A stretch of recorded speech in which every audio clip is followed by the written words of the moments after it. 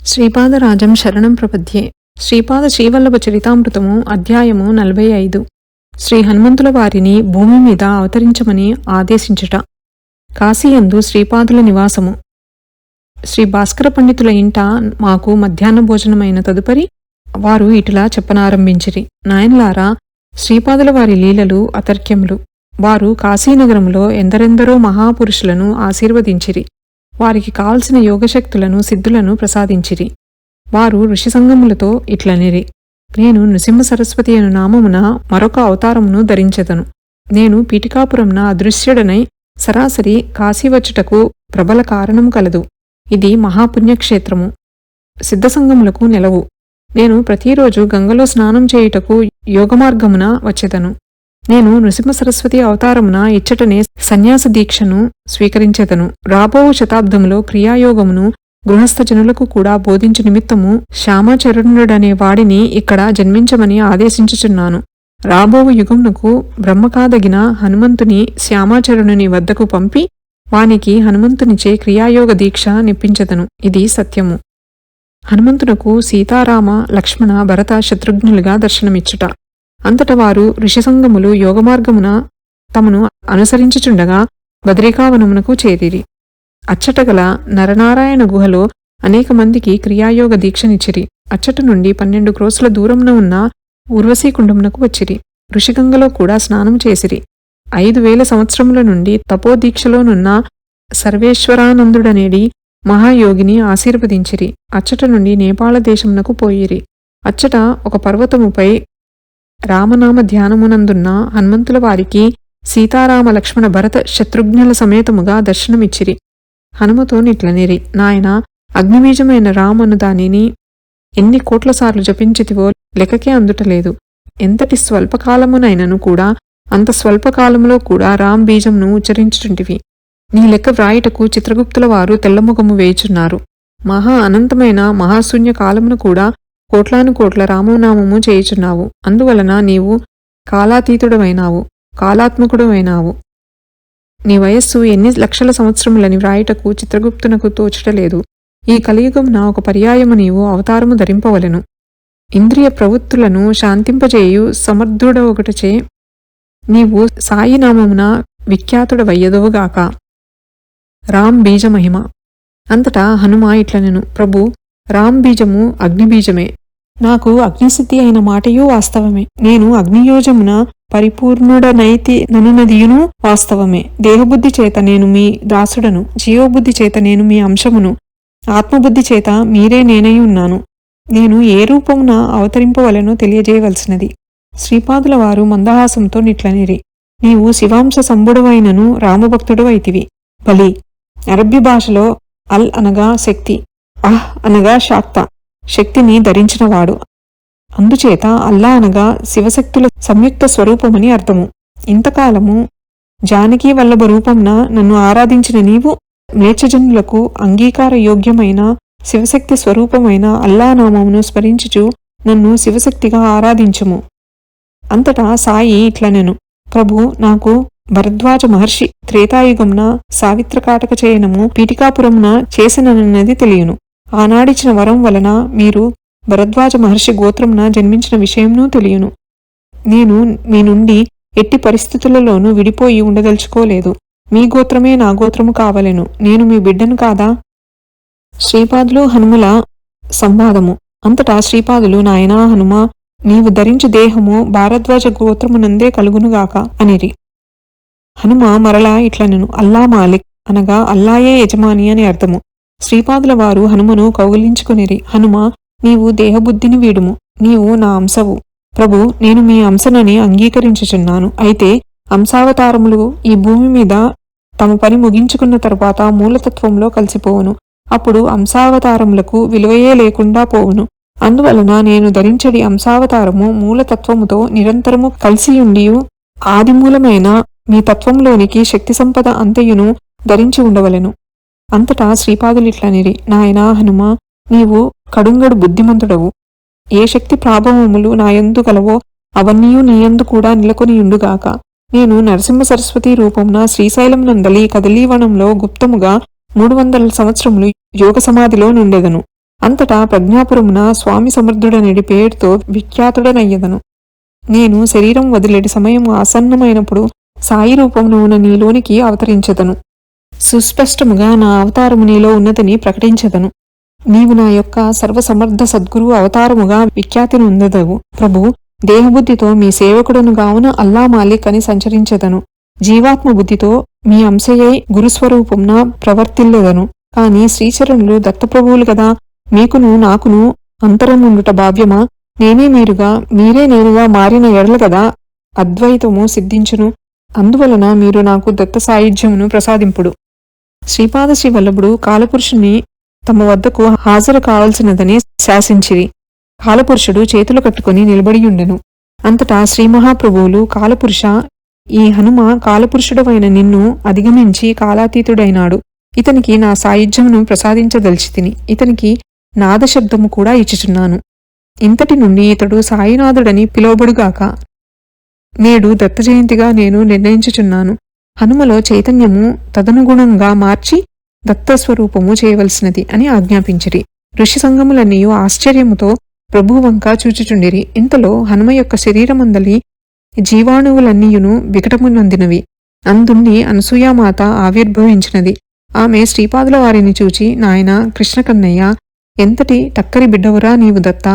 నీకు జన్మనిచ్చినప్పుడు లోక సహజముగా బిడ్డ జన్మించినప్పుడు నొప్పులుండును గదా. తల్లి ఆ రకముగా ప్రసవవేదన చెందునప్పుడు ఆ వేదనలో కూడా ఒక రకమైన తీయతనము మాధుర్యము ఉండును గదా అని తలపోసి తిని. నాకు ఏమాత్రమూ నొప్పులు లేకుండా నీవు జన్మించితివి. అయితే ప్రసవవేదనలోని మాధుర్యమును ఈ కన్నతల్లికి అనుభవమియ్యవలెనని సంకల్పించినావు కాబోలు. నా కడుపులో మహావేదనగా ఉన్నది. నా ఎదురుగానే ఉన్న నీవు మళ్ళీ నా గర్భవాసమున జన్మించదలిచినావా ఏమి?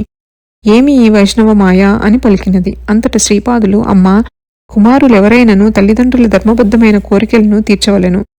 నీ గర్భమందున్నది హనుమ. అతనికి నా సాయుధ్య స్థితిని ప్రసాదించుచున్నాను. ఒక విధముగా చెప్పవలెనన్నా నా మాయచే నేనే నీ గర్భంన జన్మించుచున్నాను అని పలికిరి. కొంతసేపటికి నొప్పులు అధికముగా ఆచొచ్చెను. అనసూయామాత ముద్దులు మూటగట్టు 3 తలలు కలిగిన దత్తమూర్తికి జన్మనిచ్చెను. కొంతసేపటికి ఆ మూర్తి అంతర్ధానమై ఆమె ఒడిలో ఒక పసిపాపడు ఉండెను. ఆ నవజాత శిశువునకు సాక్షాత్తు అనసూయాదేవి స్తన్యమునిచ్చెను. ఈ సంఘటన కొలదిసేపటికి అదృశ్యమాయను. హనుమ రూపము కానవచ్చెను. జానకీరాములు మాత్రము హనుమ ఎదురుగా నుండిరి. అంతటా హనుమ, ప్రభు, మ్లేచ్ఛమతమునందున్న మంచి విషయములు, సనాతన ధర్మమునందున్న మంచి విషయములు రెండింటినీ సమన్వయము చేయుటకు మ్లేచ్ఛ గురువు కూడా ఉండవలను గదా అని అడగగా, ప్రభువు, మెహబూబ్ సుబానీ అను మహాజ్ఞాని నాలో లీనమై ఉన్నాడు. అతనిని వారిష్ ఆలీషా అను పేరున అవతరింపజేసేదను. అతడు నీకు గురువై యోగరహస్యములను బోధించును. క్రియాయోగమును శ్యామాచరణుడు బోధించును. నీకు కావలసిన ఇంకా వరములేవి అయినను కోరుకొన ధరించిన ఎడలా కోరుకొనవచ్చును అనిరి. మాణిక్య ప్రభువు ఆవిర్భావము. అంతటా హనుమ ఇట్లనియే, ప్రభు, మీరు పద్మావతి వెంకటేశ్వరుల అభిన్న స్వరూపములని వింటిని. మీ ఆరాధనమును తెలిసిన వైష్ణవ స్వామిని కూడా అనుగ్రహింపుడు. అంతటా శ్రీచరణులు ఇట్లనిరి, నన్నే నిరంతరము స్మరించుచు నా చైతన్యంలో సదా మనస్సును లీనము చేసియుండు గోపాలరావు అను మహావిష్ణువును నీకు గురువుగా ప్రసాదించుచున్నాను. అతడు వెంకటేశ్వర భక్తుడై వెంకూస అని పిలువబడును. అతని శరీర పాతానంతరము అతని భస్మంను కుండయందుంచి కొంతకాలము భూమిలో నిక్షిప్తము చేసి ఉంచుము. నా సూచన అందిన తదుపరి ఆ కుండను తెరిచి చూచిన వెంకటేశ్వరుని విగ్రహముండును. ఆ విగ్రహంనకు అర్చనలు జరిపినను నేను ప్రసన్నుడనే వరములనిచ్చెదను. అంతటా హనుమ జానకీమాతతో, అమ్మా, మీరు ప్రేమ పురస్కరముగా ఈ బిడ్డ యందుగల వాత్సల్యముచే మాణిక్యహారమునిచ్చితిరి. దానిలో ఎక్కడైనను రామనామమున్నదాయని బ్రద్దలు కొట్టి చూచి లేదని గ్రహించి ఆవల పారవేచి తిని. ఆ మహాపరాధమునకు నన్ను క్షమించవలసినది అని ప్రార్థించెను.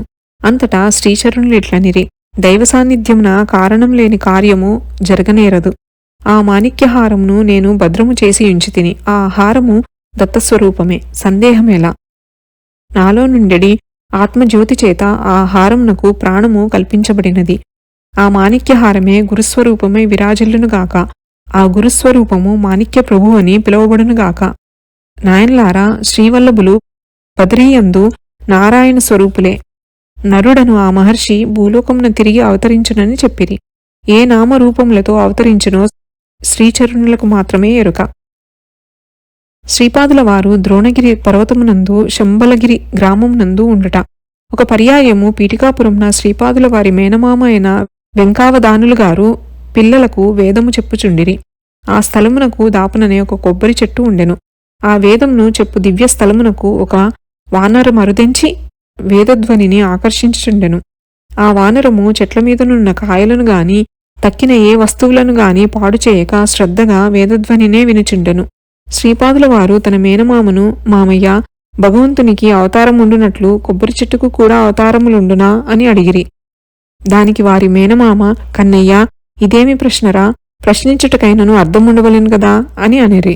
అది కాదు మామయ్య, చెట్టు కాయను కాచుచున్నది, ఆ కాయ మళ్లీ చెట్టగుచున్నది, చెట్లు మళ్లీ కాయగుచున్నది. ఈ విధముగా ప్రక్రియ జరుగుటచే చెట్టు బీజరూపంలోనికి పోవటయు మళ్లీ కాయ విజృంభించి చెట్టు ఒకటయు జరుగుచున్నది అని శ్రీపాదుల వారనిరి. అంతటితో ఆ సంభాషణ ముగిసెను. ఇంతలో ప్రక్కనున్న పెద్ద కొబ్బరి చెట్టు నుండి చాలా పెద్ద కాయ రాలిపడెను. ఆ కాయను శ్రీపాదులు తమ చేతిలోనికి తీసుకునిరి.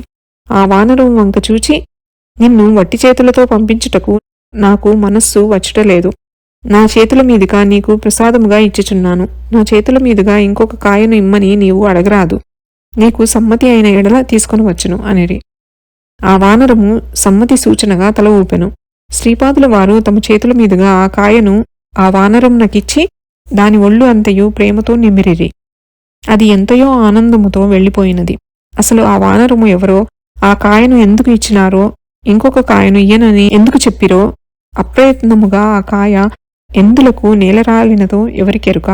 వారి లీలలు చిత్ర విచిత్రములు, ఊహాతీతములు. శ్రీ మహాప్రభువులు ద్రోణగిరి అని పిలువబడు సంజీవిని పర్వతం వద్దకు వెళ్ళిరి. కొన్ని రోజుల పర్యంతము అక్కడనున్న ఋషి సంగములతో ఆనందముగా గడిపిరి. అక్కడనున్న మహాయోగులకు ఏమి అనుగ్రహించిరో ఎవరికెరుక. అచ్చటి నుండి కల్కి ప్రభువు జన్మించు శంబల గ్రామమునకు పోయిరి. ఆ ప్రదేశము మహాయోగులకు కూడా దర్శించ వీలుగాని ప్రదేశము. హిమాలయంలందు వేల కొలది సంవత్సరముల తరబడి తపస్సు చేయి మహాపురుషులు అచ్చటనుందురు. శంబల గ్రామం నందు వారు స్ఫటిక పర్వతమునందలి శుద్ధ జలములను త్రాగిరి. అది త్రాగిన వారికి వయస్సు నిలిచిపోవును. అందుచేత అప్పటి నుండి వారి శరీరంలో ఎటువంటి మార్పునూ లేక 16 సంవత్సరముల బాలుని వలనే ఉండిరి. శ్రీపాదుడు గోకర్ణ క్షేత్రము నుండి దివ్యలోకములకు వెళ్ళుట.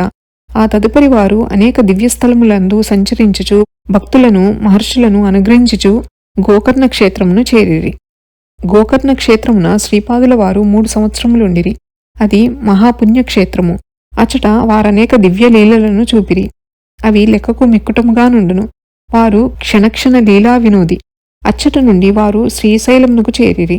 శ్రీ బాపనార్యులు ఆ శ్రీశైలంననే గతములో మహాయజ్ఞమునొక దానిని చేసి సూర్యమండలం నుండి మల్లికార్జున లింగములోనికి శక్తిపాతము చేయుట చేతనే శ్రీపాద శ్రీవల్లభుల అవతారము వచ్చినది. అచ్చటి నుండి వారు తమ యోగమార్గమున సశరీరముతో మహాగ్నిగోళ సదృశులై సూర్యమండలమునకు పోయిరి.